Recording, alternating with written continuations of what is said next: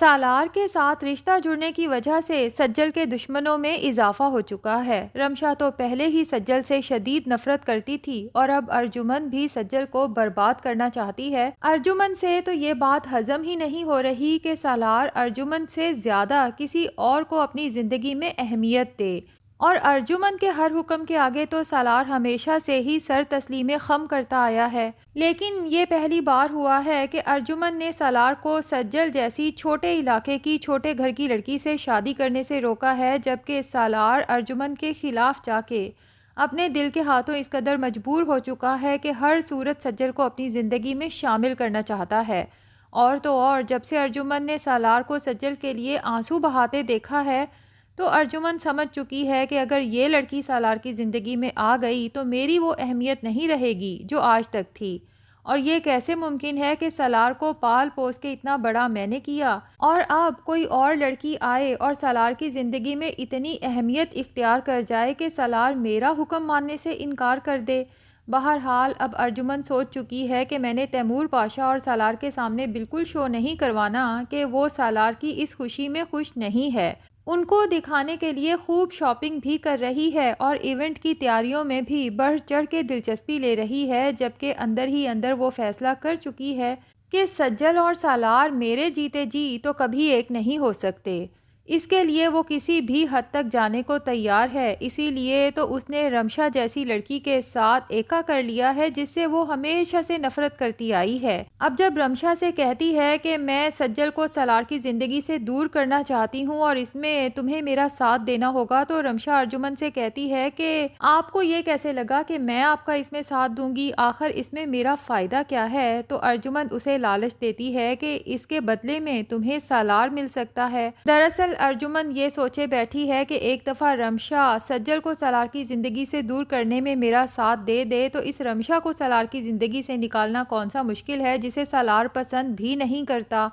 बहरहाल अब रमशा दिन रात दिमाग लड़ाती है और पूरी कोशिश कर रही है कि अव्वल तो सालार और सज्जल की एंगेजमेंट ही ना हो, और बिल फ़र्ज़ अगर एंगेजमेंट हो भी जाती है तब भी कम से कम सालार और सज्जल की शादी तो किसी सूरत नहीं होनी चाहिए। तो एक तरफ ये अर्जुमंद है जो सालार की खुशियों की कातिल बनने जा रही है, और दूसरी तरफ सालार है जो अर्जुमंद से इस कदर मोहब्बत करता है, उसकी इतनी इज़्ज़त करता है कि तैमूर पाशा जब सालार से कहता है कि तुम्हारी ज़िंदगी के इतने बड़े इवेंट पे तुम जो चाहो मुझसे गिफ्ट के तौर पे मांग सकते हो, तो सालार सिर्फ इतना ही मांगता है कि अंकल आप अर्जुमन आंटी से सुलह कर लें, क्योंकि मुझसे आंटी की उदासी देखी नहीं जाती, और वैसे भी मैं चाहता हूँ कि मेरे इतने बड़े दिन पे आप दोनों एक हैप्पी कपल की तरह मेरे साथ खड़े हों। तैमूर पाशा सालार से वादा करता है कि जैसा तुम चाहते हो वैसा ही होगा। अब तैमूर पाशा घर जाता है तो अर्जुमन उसी के इंतज़ार में होती है, और आज तो अर्जुमन अच्छी भी बहुत लग रही है क्योंकि वो शाज़ो नादर ही ईस्टर्न ड्रेसेस पहनती है, और आज भी वो ईस्टर्न ड्रेस में है, तो तैमूर पाशा उसकी तारीफ़ किए बगैर नहीं रह सकता।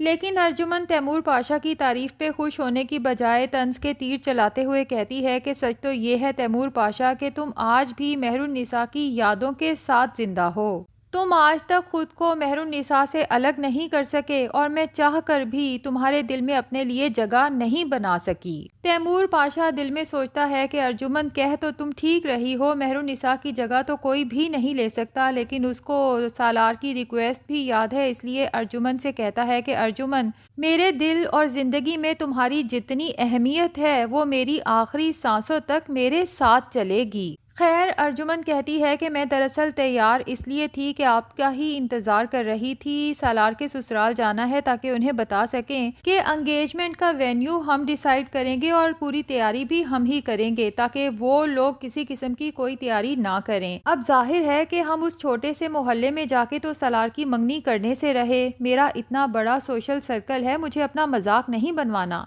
तैमूर पाशा को अर्जुमन की ये बात बुरी तो बहुत लगती है, लेकिन चूंकि वो सालार से वादा कर चुका है कि उसकी एंगेजमेंट पे किसी किस्म की कोई बदमज़गी नहीं होगी, इसलिए अर्जुमन से कहता है कि ठीक है जैसा तुम मुनासिब समझो।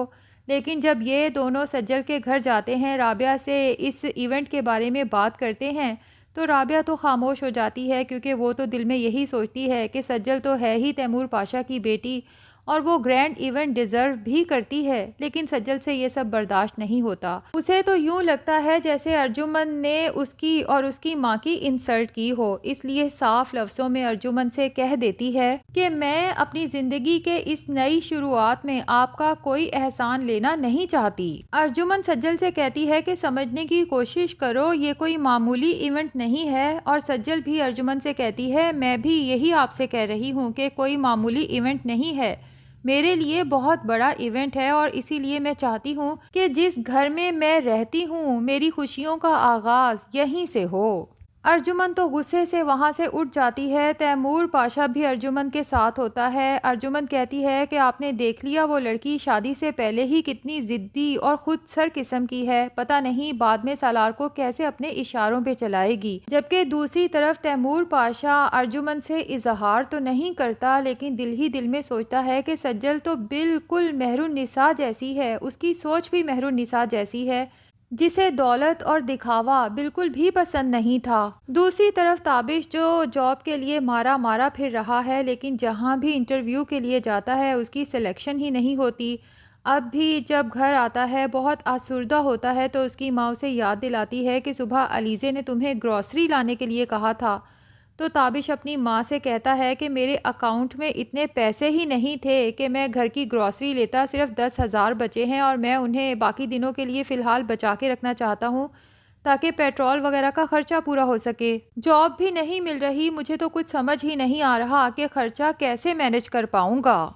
इत्तफाक से अलीज़े ताबिश की ये बातें सुन लेती है। उसे ताबिश के लिए बहुत अफसोस होता है, इसलिए नेक्स्ट डे जब ताबिश जॉब इंटरव्यू के लिए निकलता है तो अलीज़े भी घर की ग्रॉसरी के लिए निकल जाती है और तमाम ज़रूरी सामान ले आती है। ताबिश जब घर आता है अलीज़े पुरतपाक तरीके से मिलती है और ताबिश से कहती है कि तुम्हें सामान लाने के लिए फ़िक्रमंद होने की ज़रूरत नहीं, क्योंकि मैं सब ले आई हूँ। वो तो ये सब ताबिश को रिलैक्स करने के लिए कर रही थी, लेकिन उसे क्या पता था कि ये देखकर ताबिश का गुस्सा मज़ीद बढ़ जाएगा।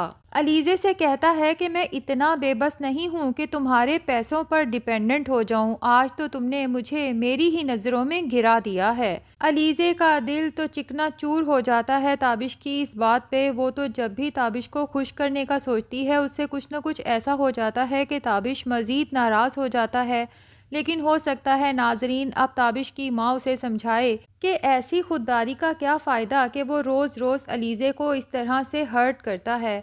उसकी बात मानने में क्या हर्ज है, अगर वो अपने फादर से कह के ताबिश की अच्छी जॉब लगवा सकती है तो काम तो बहरहाल ताबिश ने ही करना है। और हो सकता है कि ताबिश इस बार कन्विंस भी हो जाए सिर्फ़ और सिर्फ अलीज़े की खुशी की खातिर। दूसरी तरफ रमशा के अंदर हसद, जलन और क्यूरियोसिटी भी है कि पता नहीं सालार ने सज्जल को क्या क्या शॉपिंग कराई होगी। यही सब देखने के लिए अपने घर जाती है। अब सज्जल तो रूम में नहीं होती, अलबत्ता उसकी शॉपिंग पड़ी है, तो रमशा देखकर हैरान रह जाती है कि सालार ने सज्जल को इतनी सस्ती चीज़ें दिलवाई हैं। बहरहाल उसके ब्राइडल ड्रेस का दुपट्टा उठाती है और अपने सर पे ओढ़ के शीशे में खुद को देखने लगती है। इतने में सज्जल वहाँ पहुँच जाती है और रमशा को अपना दुपट्टा ओढ़े देखकर उसे अजीब सा महसूस होता है। रमशा से कहती है कि ये सब तुम क्या कर रही हो, जिस पे रमशा ढीठ बन के कहती है कि देख रही हूँ कि ये दुपट्टा मेरे ऊपर कितना जच रहा है ना, ठीक उसी तरह जिस तरह सालार मेरे साथ ज़्यादा जचता है। सज्जल को रमशा की बात बहुत नागवार गुजरती है, इसलिए कहती है कि रमशा इन सब बातों का क्या मकसद है और आखिर तुम करना क्या चाहती हो। तो रमशा के दिल की बात एक दफ़ा फिर ज़ुबान पे आ ही जाती है कि सज्जल भले तुम्हारी मंगनी हो जाए सालार के साथ, लेकिन एक बात याद रखना कि सालार की शादी सिर्फ़ और सिर्फ मुझसे होगी। रमशा की ये बात सुन के सज्जल का दिल तो जैसे किसी ने मुट्ठी में जकड़ लिया हो, कुछ भी नहीं कह पाती, बस आंखों से आंसू रवां हो जाते हैं। बहरहाल ये तो हमें पता है कि रमशा और अर्जुमन मिलके जितना मर्जी जोर लगा लें, लेकिन सज्जल और सालार की शादी को होने से कोई नहीं रोक सकता।